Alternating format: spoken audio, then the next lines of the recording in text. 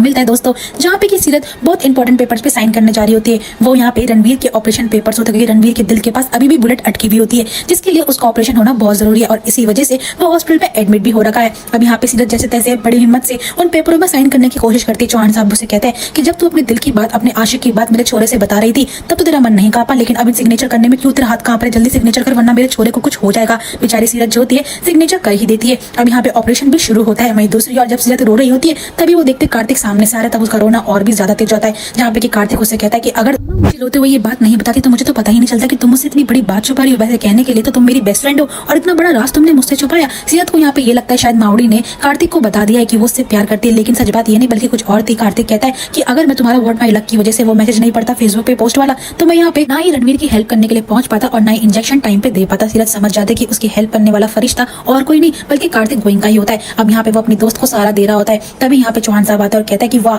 सीरत, तेरे को अभी भी चैन नहीं है, मेरी बेटी की जान लेने के बाद भी यहाँ पे इश्क लड़ा रही है अपने आशिक के साथ। लेकिन यहाँ कार्तिक कहता है चौहान साहब आप क्या बकवास कर रहे हो, आपको एक बात समझ नहीं आती है। लेकिन तभी वहाँ पे मावड़ी भी आती है। तो यहाँ पे चौहान साहब कहते हैं ये देखो ये रही मेरी बात की वो गवाह जो कि आपको सच बताएगी। पता सीरत तूने कार्तिक को अपना सच नहीं बताया। यहाँ पे कार्तिक कहता है सीरत तुम चुप क्यों खड़ी हो, चौहान साहब की बातें क्यों सुन रही हो? अब यहाँ पे जैसे सीरत मनी मन सोचती है कि मैं क्या करूँ कार्तिक, यहाँ पे जिस सिचुएशन में फंस चुकी हूँ मैं ही जानती हूँ, मैं किस सिचुएशन में आ चुकी हूँ, मैं आपको सच चाह के भी नहीं बता सकती हूँ। जैसे वो कुछ बोलने जाए तभी डॉक्टर्स यहाँ पे आते और यहाँ पे निधि भी आकर कहती है कि रणवीर पाइसा का ऑपरेशन अच्छे से हो चुका है और दादा को होश भी आ रहा है। सभी लोग खुशी के मारे उसको देखने के लिए भागते, लेकिन यहाँ पे सीरत जो है अपने कदम आगे बढ़ा ही नहीं पाती। वो सोचती है कि मैं रणवीर से कैसे सामना कर पाऊंगी, मेरी वजह से तो उसका ये हाल हुआ है, अगर उसे ये बात पता चल गई होगी तो मैं उससे कैसे सामना कर पाऊंगी। इसलिए वो हॉस्पिटल के बाहर चली जाती है। बाहर जाके वो यही सोचती है कि आज रणवीर की जो हालत है वो मेरी वजह से है, मैं उसका सामना भी नहीं कर पाऊंगी और मैं अगर उससे मिली नहीं तो बेचारे को बुरा लगेगा। कार्तिक भी उसे खोजता वो बाहर की तरफ आता है और वो सोचता है कि आखिरकार सीरत को हुआ क्या है। वो रणवीर के बारे में जानने के बावजूद भी उससे एक बार मिलने के लिए नहीं और सहमी सहमी सी रो रही है यहाँ पे। अब जैसे सीरत से वो बोलता है कि रणवीर तुम्हें पूछ रहा है,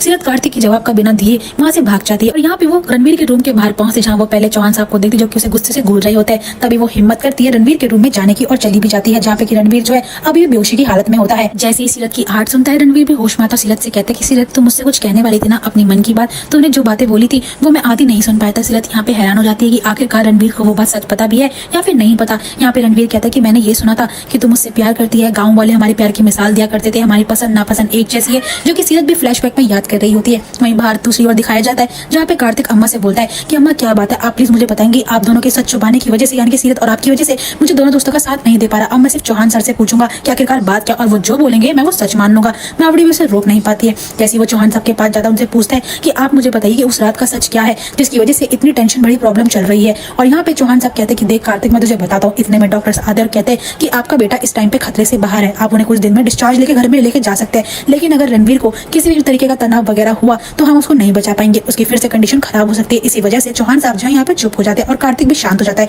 वही रूम में देखने को मिलता है जहाँ पे रणवीर कहता है सीरत तूने मुझे कहा था ना कि तू मुझसे प्यार करती है और तू कुछ कहने वाली थी कि मेरे मन में एक बात है पर तुम्हें बोल नहीं पाई, शायद मैं तब तक बेहोश हो गया था। सीरत फ्लैशबैक में याद करती जो बात उसने रणवीर से कही होती कि रणवीर तेरे लिए मेरे मन के अंदर एक इज्जत है, अपनापन है, लेकिन प्यार प्यार तो तेरे लिए मेरे पे रहा ही नहीं है। न जाने कब ऐसा हुआ कि मेरे दिल में तेरे अलावा कार्तिक के लिए फीलिंग्स आ चुकी है और वही मैं तुझे बताना चाहती हूँ। और वो चौहान साहब की बातें भी याद करती है, किस तरीके से वो धमकाता है कि एक अच्छी बीवी बनने की तेरे से उम्मीद मुझे ना है, लेकिन हो सके तो मेरे बेटे को संभाल लियो। तभी यहाँ पे सीरत भी चुप होती है। वो सोचती है कि मैं किस तरीके से आखिरकार रणवीर को सच बताऊं। रणवीर जो है सीरत को अपने पास बिठाकर कहता है कि बता सीरत आखिर क्या बात है, मैं तेरी बात सुनने के लिए अब रेडी हूँ। उस टाइम में मैं बेहोश हो गया था, मुझे पता ही नहीं चला कि कब मेरी आंख यहाँ हॉस्पिटल में खुली है। लेकिन यहाँ पे दोस्तों एपिसोड एंड होता है, नेक्स्ट एपिसोड में देखने को मिलेगा जहाँ पे ये सीरत कार्तिक को वार्न करती है कि अब से मैं जो भी करूंगी सिर्फ मैं और अपने पति के लिए करूंगी, या कि रणवीर के लिए, उसके लिए मैं सब चीज छोड़ दूंगी और सिर्फ पूरा ध्यान उस पर रखूंगी। लेकिन यहाँ पे कार्तिक कहता है सीरत तुम्हें मैं कौन सा मना कर रहा हूँ कि तुम रणवीर से दूर हो जाओ, मेरी वजह से तुम दूर हो जाओगी क्या उससे। लेकिन सीरत कहती है कि मैं उससे दूर कभी होंगी भी नहीं और ना होना चाहती हूँ, इसलिए मैं आज के बाद आपसे कभी बात नहीं करूंगी। दोस्तों आपको क्या लगता है कि यहाँ पे सीरत कार्तिक से सच में दूर हो चुकी है या फिर कहानी में नया ट्विस्ट एंड टर्न है? वो देखने के लिए आपको चैनल को सब्सक्राइब करना पड़ेगा और वीडियो अच्छी लगी तो वीडियो को लाइक भी करेगा। साथ ही कमेंट सेक्शन में अपनी राय देना मत भूलिएगा। मिलते हैं नेक्स्ट वीडियो के साथ।